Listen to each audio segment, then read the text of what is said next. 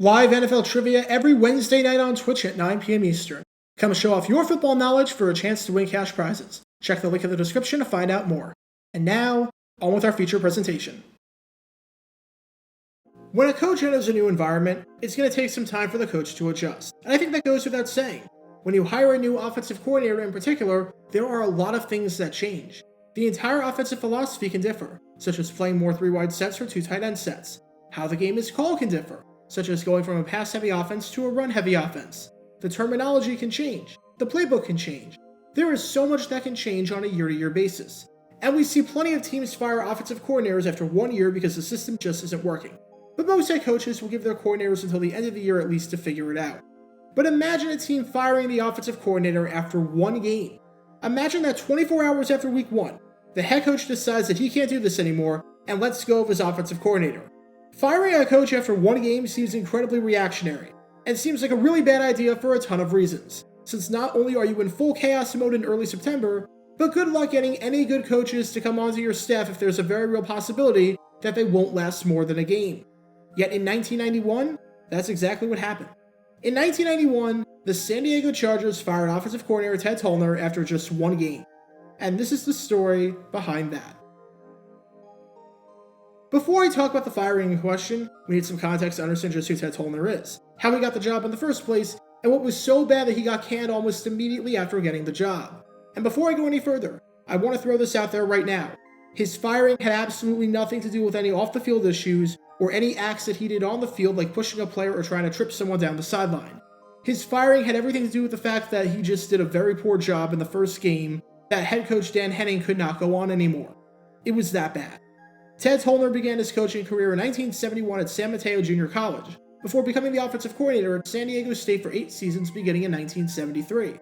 However, it was in the 1980s when Tollner truly put himself on the map. After serving as the quarterbacks coach for BYU in 1981 and as the offensive coordinator for USC in 1982, when USC head coach John Robinson stepped down to take on an administrative role, although later he would leave that role to become the head coach of the Los Angeles Rams, Tollner became the head coach of the Trojans in 1983. His tenure with USC was a bit of a mixed bag. While he won the Rose Bowl in 1984, that was the only time in his 4 seasons that USC finished inside the top 25, and that was the only time that USC won a bowl game of any kind. Tollner was let go at the end of the 1986 season, and for the first time ever, was going to try his hand at coaching in the NFL. He was Buffalo's wide receivers coach in 1987 and 1988, and was there when Andre Reed made the jump from a solid receiver to one of the best receivers in football and a perennial Pro Bowler. Following his 2 seasons in Buffalo, when Dan Henning became the head coach of the San Diego Chargers in 1989, Tollner joined him as the assistant head coach and the quarterback's coach. The Chargers didn't have an offensive coordinator during the 1990 season, but after a fairly lethargic season, where the team threw more interceptions and touchdowns, and where the team only averaged 17 points per game over the final 7 games of the season, Henning decided that he needed someone to take that role and call the plays. With that, Ted Tollner got promoted to the offensive coordinator position. And things went off the rails very quickly. Remember, this was not Tollner's first experience as an offensive coordinator.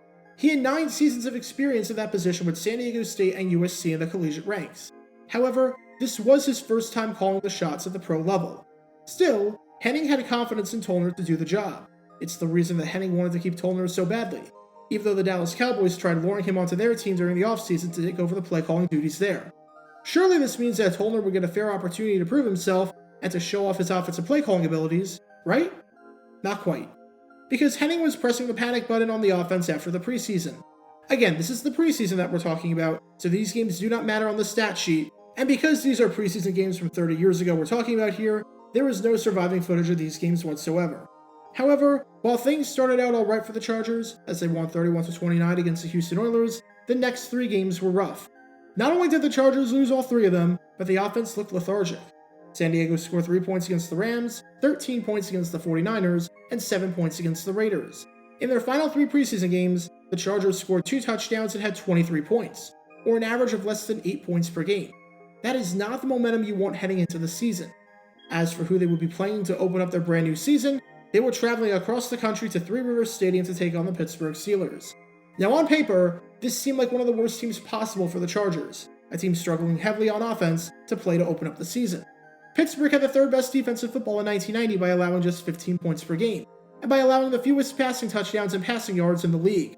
And when you combine that with the fact that the Chargers had a pretty unproven quarterback in John Freeze, who had only started one game in his NFL career before, and he threw for less than 100 yards in a losing effort in that one, this matchup was going to be an uphill climb from the start.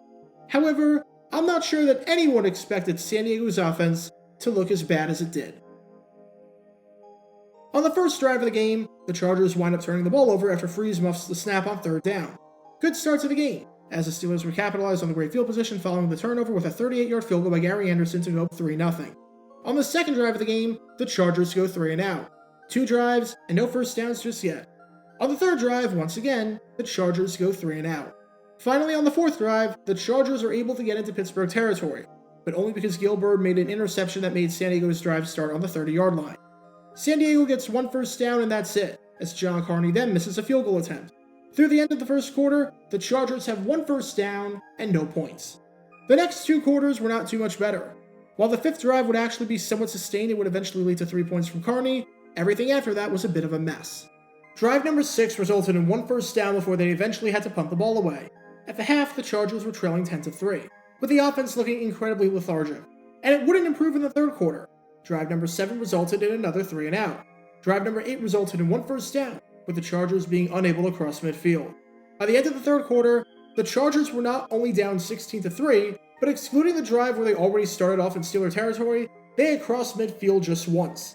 There was very little balance in the running and the passing game, as the Chargers had 2 times the amount of pass attempts as run attempts, even though Pittsburgh's run defense was fairly average and their pass defense was one of the best in football. On 38 plays, the Chargers had 109 yards of total offense, which comes out to less than 3 yards per play. In the fourth quarter, the Chargers actually got some nice drives going, and finished the game with 20 points. While they lost 26-20 as it was too little too late, the offense definitely looked competent at the end of the game, posting 172 yards in 30 plays. And the reason why? It's because Dan Henning took over the play calls.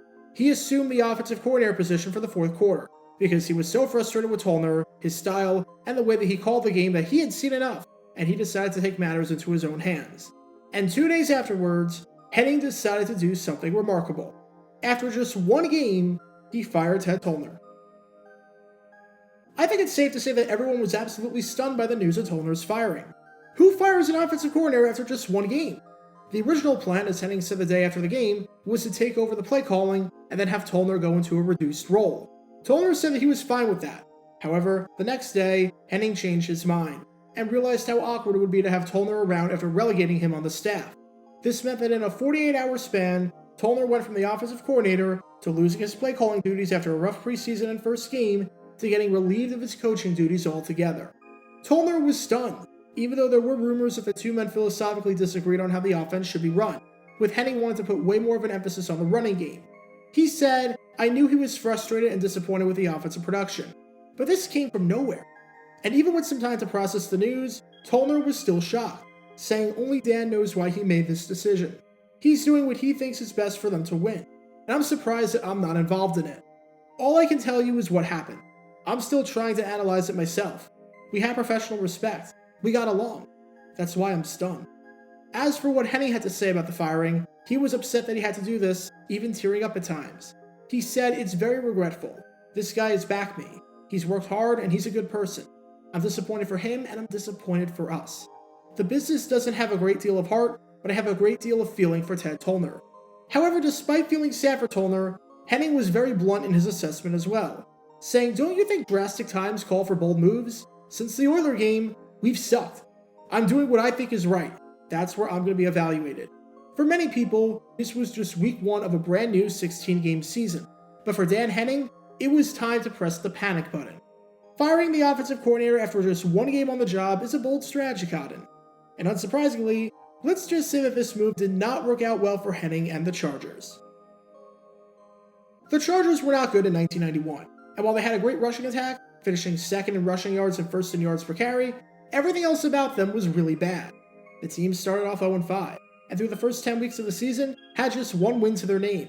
San Diego finished with a 4-12 record, and averaged just 17.1 points per game, which ranked 21st in the league out of 28 teams. Only once did the Chargers eclipse 24 points in a game, and on 3 occasions over the second half of the season, they were held to single digits. Henning was fired after the 1991 season, ending his disappointing 3-year tenure in San Diego with a 22-41-1 record. or a winning percentage of just over 35%. Henning would never be a head coach in the NFL again after that, although he would become the offensive coordinator for 5 separate teams. As for what happened to Tollner, he was able to land back on his feet relatively quickly. Tollner stayed in California and in 1992 served as the quarterback's coach for the Los Angeles Rams. After 2 seasons with the Rams, he became a collegiate head coach one more time, serving as San Diego State's head coach for 8 seasons, and he helped guide the Aztecs to a division title and bowl game appearance in 1998, which was their first division or conference title since 1986, and their first bowl appearance since 1991. And after getting fired from San Diego State, Tollner would return to the NFL, and would get a chance to be the offensive coordinator for the San Francisco 49ers in 2004 and the Detroit Lions in 2005.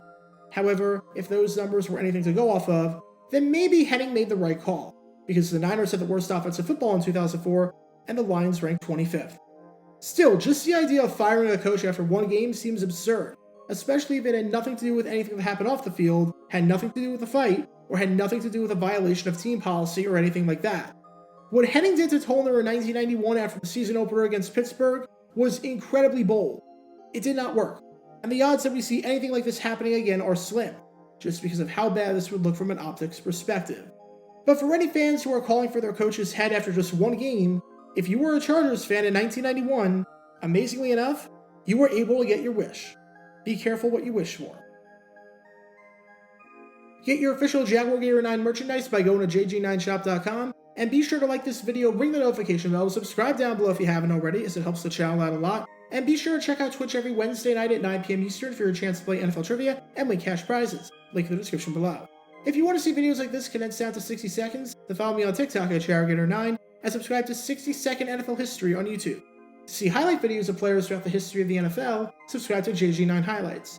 Also, special thanks to all of our Patreon supporters who help get the channel. Your support is greatly appreciated. See how you can become a patron and request future video topics in the description below.